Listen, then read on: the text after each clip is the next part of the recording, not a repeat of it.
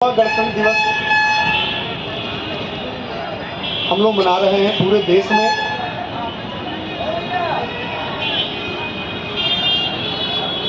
जब हम गणतंत्र दिवस की चर्चा करते हैं तो यह बहुत पुण्य दिवस है जिस दिन से भारत के लोगों के मनोनुकूल भारतवासियों को केंद्र में रखते हुए भारत के एक एक जनता के सुख समृद्धि की परिकल्पना के साथ संविधान की जो रचना की गई थी उस तंत्र को संविधान के द्वारा विकसित करने का काम पूरे देश में किया गया। यह आज का पुनीत दिवस उसी के उपलक्ष्य में हम लोग मनाते हैं। लेकिन जब हम सोचते हैं स्वतंत्रता के बाद 26 जनवरी 1950 जब यह संविधान लागू हुआ, उसके बाद अब तक हुए 104 संविधान के संशोधनों को देखने के बाद तो कई चीजें अपने दिमाग में, अपने मस्तिष्क में जरूर आती होंगी। हम तुलना भी करते होंगे प्रारंभ के राज सत्ता पर बैठे हुए लोगों के द्वारा किए गए कार्यों को भी और वर्तमान में जो बढ़ रहे हैं हम लोग, उस कर्तव्य पथ पर बैठे हुए एक व्यक्ति जो अपने को देश का चौकीदार कहता है, उस व्यक्ति के नेतृत्व में भारत के स्वरूप को भी, दोनों चीजों को जब हम देखते होंगे तो तुलना जरूर करते हैं। अभी अभिषेक जी ने कहा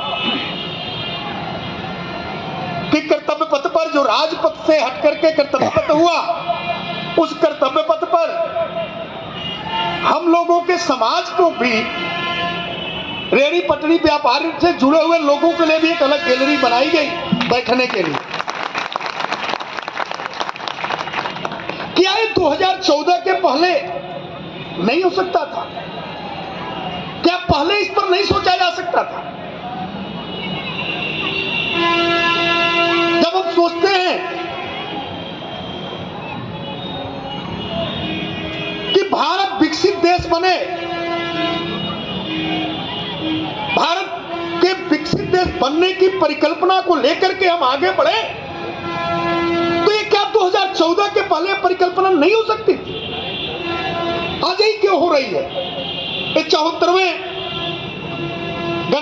गणतंत्र दिवस के अवसर पर या उस कालखंड में ही क्यों हो रही है? पहले क्यों नहीं हुई? हम पहले अपने को विकसित बना सकते हैं, इस परिकल्पना पर सोचा क्यों नहीं? हमारे पटरी रेहड़ी व्यापार बंदर से जुड़े हुए लोग भी भारत के व्यापारी हैं, आत्मनिर्भर भारत की परिकल्पना को साकार करने वाले हैं, लोकल के लिए वोकल के सबसे बड़े संदेश वाहक हैं। ये हम 2014 के पहले क्यों नहीं सोच पाए? आज ही इस कालखंड में क्यों सोचते हैं? हम 2014 के पहले इस बात को क्यों नहीं सोच पाए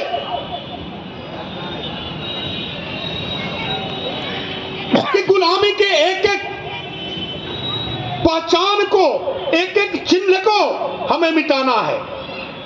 स्वतंत्र हो गए थे 1947 में, 26 जनवरी 1950 को हमारा संविधान भी लागू हो गया था, लेकिन हमने इतनी देर क्यों की?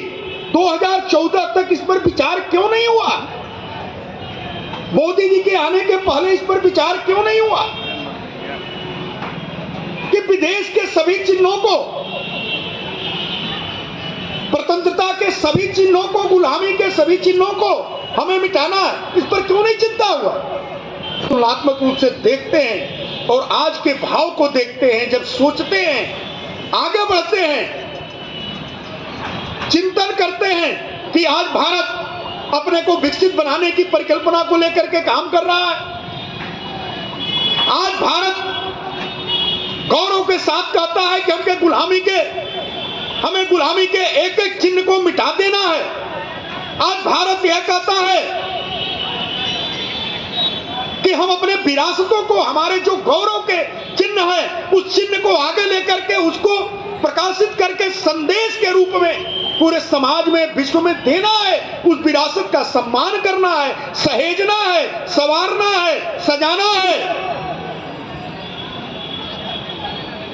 आज जब उस भारत को देखते हैं जो भारत के 90% अर्थव्यवस्था, 90% ताकत के नेतृत्व करने वाले G20 की भारत अध्यक्षता करता है, जब इस सब चीजों को देखते हैं, निश्चित तौर पर हमारे मन में एक बात आती है कि कहीं न कहीं 2014 के पहले और 2014 के बाद इस संविधान की मर्यादाओं का ठीक से प्रयोग नहीं किया गया, संविधान के व्यवस्थाओं का ठीक से उपयोग नहीं किया गया। और जब उस अंतर को हम देखते हैं तो एक उत्तर आता है, भाइयों बहनों, एक उत्तर। तो सबसे मैं निवेदन करूंगा, एक उत्तर। आज जब आदरणीय प्रधानमंत्री जी कहते हैं कि 5 प्रण लेकर के आगे बढ़ना है, आज आदरणीय प्रधानमंत्री जी जब कहते हैं कि जब हम शताब्दी वर्ष मनाएंगे स्वतंत्रता की, तो भारत विकसित देश होगा, विश्वगुरु होगा, सोने की चिड़िया होगा। आज जब आदरणीय प्रधानमंत्री जी कहते हैं कि भारत के एक एक व्यक्ति का अंत्योदय के माध्यम से विकास करेंगे, आगे बढ़ेंगे, और लेकर के आगे बढ़ते हैं 3 करोड़ से ज्यादा प्रधानमंत्री आवास, 17 करोड़ शौचालय, उज्ज्वला योजना के तहत गैस कनेक्शन, करोड़ों की संख्या में बिजली के कनेक्शन, आयुष्मान कार्ड 10 करोड़ 60 लाख से ज्यादा परिवारों को, 13 करोड़ से ज्यादा लोगों को मुद्रा बैंकिंग की व्यवस्था, स्टार्टअप, स्टैंड अप, विभिन्न प्रकार की योजनाओं को जब आदरणीय प्रधानमंत्री जी जन जन के विकास की परिकल्पना को लेकर के आगे बढ़ते हैं, तो निश्चित तौर पर